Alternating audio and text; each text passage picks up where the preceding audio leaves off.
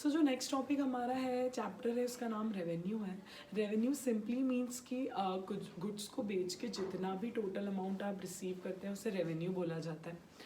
Profit revenue का एक part होता है, प्रॉफिट रेवेन्यू नहीं होता। कंफ्यूजन होता है बच्चों को।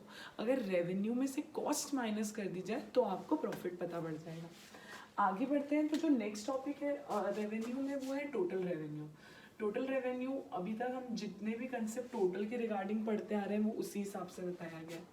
अगर आप एक यूनिट बेचकर जो टोटल अमाउंट रिसीव करते हैं उसे टोटल रेवेन्यू बोला जाता है। तो से फॉर एग्जांपल जो प्राइस ऑफ द कमोडिटी है वो 10 रुपीज़ है, तो एक यूनिट सेल करके आपको कितने यूनिट रुपीज़ मिलेंगे, 10 रुपीज़ मिलेंगे, तो हमारा टोटल रेवेन्यू है।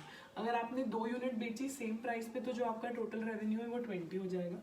3 यूनिट्स बेची तो टोटल रेवेन्यू 30 हो जाएगा। 4 यूनिट्स बेची तो टोटल रेवेन्यू 40 एंड 5 यूनिट्स बेची तो टोटल रेवेन्यू जो है वो 50 हो जाएगा।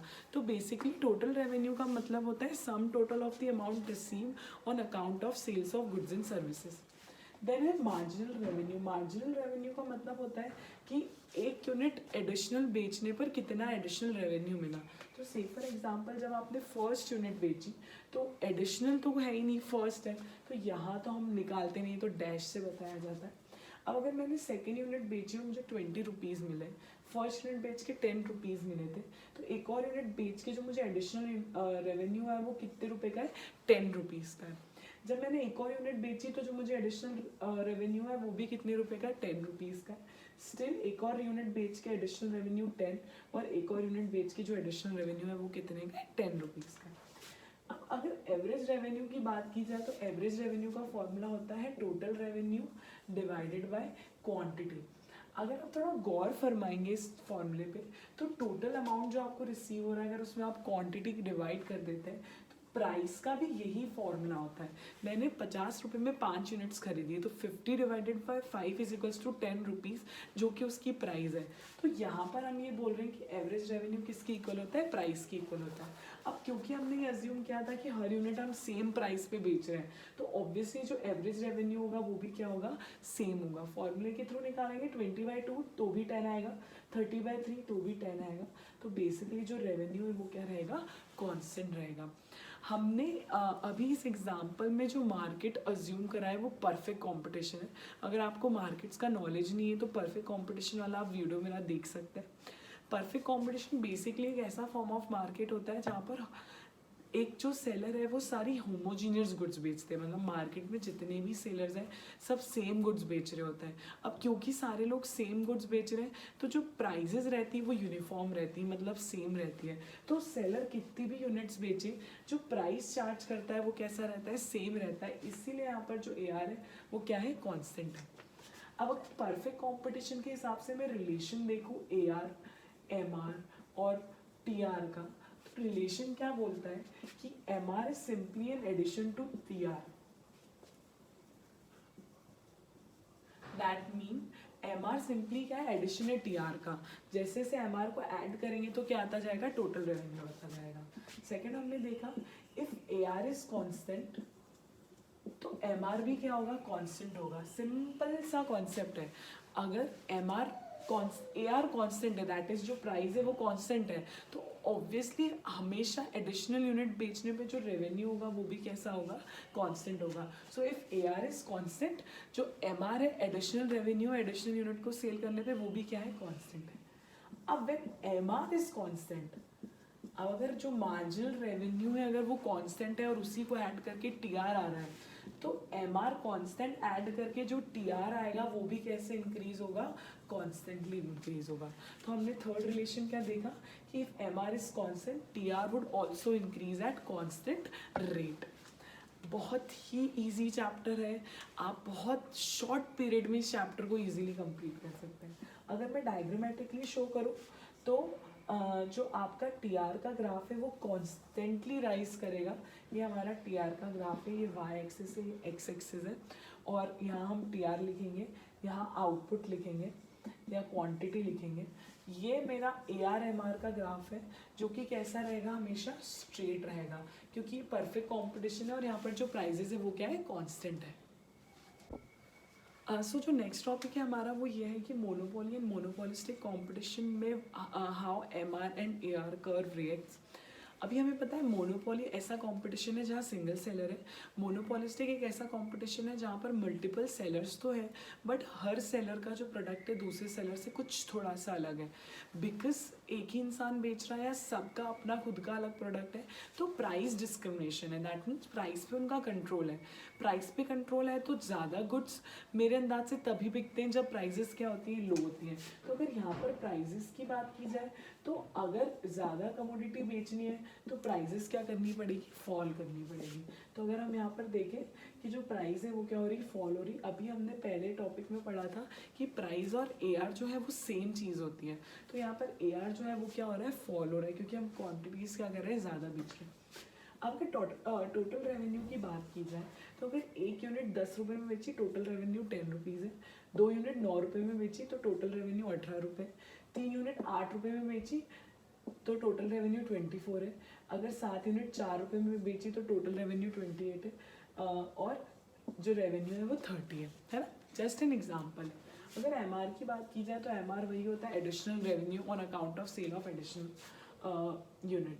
तो यहाँ तो डैश हो गया, अब एक और यूनिट बेची तो कितना एडिशनल रेवेन्यू, 8, फिर एक और यूनिट बेची तो कितना एडिशनल रेवेन्यू हुआ, 6, फिर कितना हुआ 4, फिर कितना एडिशनल रेवेन्यू हुआ 2।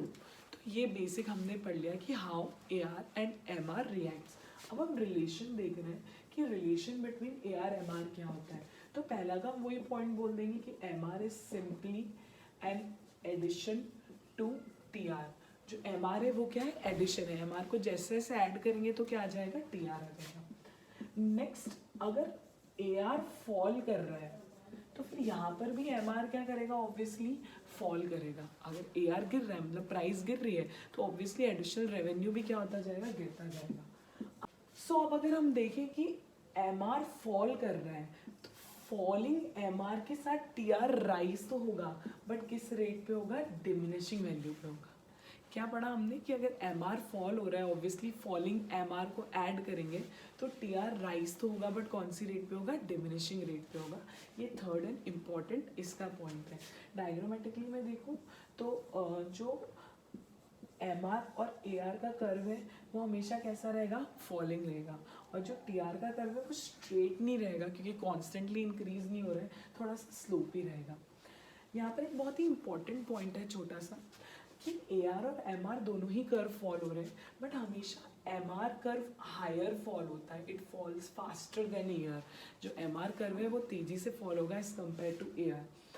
हाउ, जो प्राइस है वो पर यूनिट बताता है हमेशा। अगर मैंने जो प्राइस है वो 1 रुपये से कम किया है तो मेरी टोटल रेवेन्यू 1 रुपये से कम नहीं हुई है, मैंने 2 यूनिट्स बेची तो 2 रुपये से कम हुई है, 3 यूनिट्स बेची तो 3 रुपये से कम हुई है। अब क्योंकि एम आर एक एडिशनल यूनिट से हमेशा कंपेयर किया जाता है तो अगर प्राइस में 1 रुपये से कम करूँगी तो जो मेरी रेवेन्यू है एडिशनल यूनिट पे वो कितने रुपये से कम होगी, 2। छोटा सा एग्जांपल है, मैं 10 रुपये का गुड बेच रही थी, अब मैं 9 रुपये के 2 गुड बेच रही हूँ, तो मैंने अगर प्राइस 1 रुपये कम करी है बट 9 रुपये के 2 गुड बेचने पे मुझे 2 गुड पे 2 रुपये कम मिल रहे हैं, तो जो मार्जिनल रेवेन्यू है वो ज़्यादा तेज़ी से कम होती है as compare to average revenue. Because of this reason जो एम आर है वो हमेशा क्या रहता है, नीचे की साइड रहता है, जो ए आर है वो हमेशा क्या रहता है, ऊपर की साइड रहता है। और अगर एम आर फॉल हो रहा है तो टी आर इंक्रीज तो होगा बट कौन सी रेट पे, डिक्रीजिंग रेट पे, और अगर एम आर 0 है तो ऑब्वियसली टी आर हाइएस्ट होगा, और एम आर अगर नेगेटिव हो जाए तो टी आर क्या होने लगेगा, फॉल होने लगेगा। ये तो सिंपल सा रिलेशन है जो आएगा सारे ही चैप्टर्स में। नौ इस चैप्टर का एक छोटा सा लास्ट टॉपिक बचा है, तीनों तरह के मार्केट्स में ए आर और एम आर कर्व का डायग्राम पे कंपैरिजन कर रहे हैं हम। If it is perfect competition तो जो ए आर एम आर का कर्व है वो कैसा रहेगा, स्ट्रेट हॉरिजॉन्टल लाइन होगी। अभी हमने देखा क्यों। अगर मोनोपोली या मोनोपोलिस्टिक है तो जो ए आर और एम आर का कर्व है वो दोनों ही डाउनवर्ड फॉलिंग होगा। बस एक डिफरेंस है, हम पहले भी परफेक्ट कंपटीशन या फॉर्म्स ऑफ मार्केट में पढ़ चुके हैं। ये जो ग्राफ होगा ये मोर इलास्टिक होगा, ये जो ग्राफ होगा वो लेस इलास्टिक होगा। लेस इलास्टिक है तो ये ज़्यादा स्टीपर होगा, नीचे की साइड होगा, ये मोर इलास्टिक है तो ये ज़्यादा फ्लैटर होगा। एक ही रीज़न है इसके पीछे का, क्योंकि ये सिंगल सेलर है तो थोड़ी भी प्राइस बढ़ा दें तो लोगों के पास कोई अदर ऑप्शन नहीं है, तो लोगों को यहीं जाना पड़ेगा, बहुत ज़्यादा ऑप्शंस नहीं है। तो प्राइस के बढ़ने पर भी जो डिमांड है वो बहुत ज़्यादा कम नहीं होती है, इसलिए ये जो ग्राफ है वो लेस लास्टिंग, मतलब बहुत इजीली चेंज नहीं हो पाएगा। यहाँ पर क्योंकि मल्टीपल सेलर्स हैं, तो अगर थोड़ी भी प्राइस कोई बढ़ाता है तो दूसरे ऑप्शंस बहुत है, लोग स्विच कर सकते हैं, इसलिए जो ये ग्राफ है वो क्या है, मोर इलास्टिक है। अगर तीनों ग्राफ को साथ में बनाना हुआ तो ये परफेक्ट कंपटीशन होता है। जो ग्राफ नीचे की साइड जा रहा है वो मोनोपोली होता है, जो ग्राफ थोड़ी ऊपर की साइड जा रहा है वो मोनोपोलिस्टिक ग्राफ होता है। तो यहाँ पर रेवेन्यू चैप्टर कंप्लीट हो चुका है, बहुत ही छोटा सा चैप्टर है, बहुत ज़्यादा एग्ज़ाम पॉइंट ऑफ व्यू से इसका वेटेज नहीं है, कम ही वेटेज है। अगर मैं बताऊँ क्या क्वेश्चंस इस चैप्टर से एग्ज़ाम में आते हैं, तो एक तो तीनों तरह के मार्केट के ग्राफ के कंपैरिजन पूछे जाते हैं, और या तो मोनोपोली या मोनोपोलिस्टिक कंपटीशन में आपसे रिलेशन पूछा जा सकता है एमआर और टीआर का, जहाँ पर आपको ये बताना पड़ेगा कि ये जो ग्राफ है वो फॉल करते हैं, जो एमआर है वो हायर फॉल करता है देन एआर। केवल यही दो तरह के क्वेश्चन मेनली